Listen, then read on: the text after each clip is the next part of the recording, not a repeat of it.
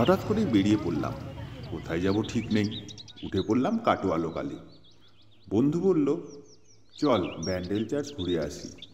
তারপর ব্যান্ডেল স্টেশনে নেমে টোটো করে পৌঁছে গেলাম ব্যান্ডেল চার্চে।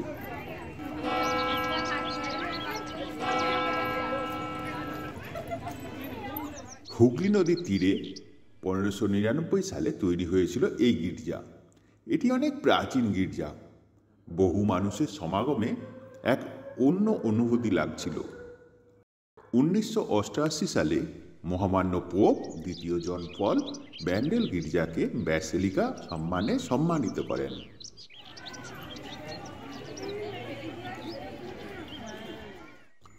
ভাস্কো ডা গামা ভারতে আসার 200 বছর পর পর্তুগিজরা বাংলায় প্রবেশ করতে শুরু করে। ধীরে ধীরে খ্রিস্ট ধর্মের প্রভাব বাড়তে থাকে। 1632 সালে মোগল সম্রাট শাহজাহান পর্তুগিজদের আক্রমণ করে, তাদের বহু গির্জা ও কেল্লা ধ্বংস করে এবং স্থানীয় খ্রিস্টানদের হত্যাও করে। ব্যান্ডেল চার্চের ফাদার জুনান ডি ক্রুজকে বন্দি করে আগ্রা নিয়ে যায়। সেখানে একটি মত্ত হাতির সামনে ফেলে দেওয়া হয়, কিন্তু হাতিটি তাকে ছুঁড়ে তুলে পিঠে বসিয়ে দেয়। এই দেখে শাহজাহান তো অবাক হয়ে যান।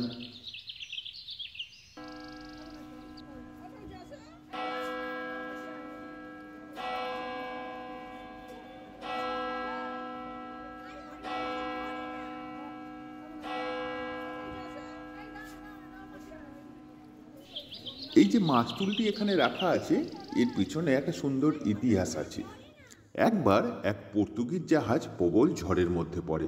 জাহাজটি ভীষণভাবে ক্ষতিগ্রস্ত হয়, বহু যাত্রী মারা যায়। নাবিক কোনো রকমে প্রাণে বেঁচে যান।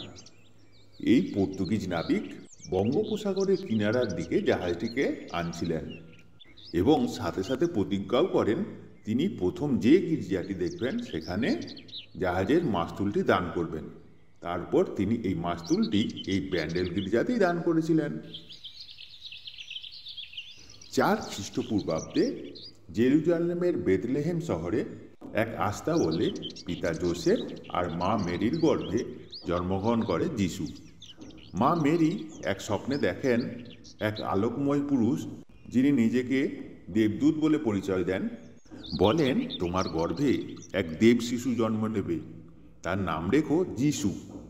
তিনি হবেন গরিব দুঃখী মানুষের পরম পরিত্রাতা।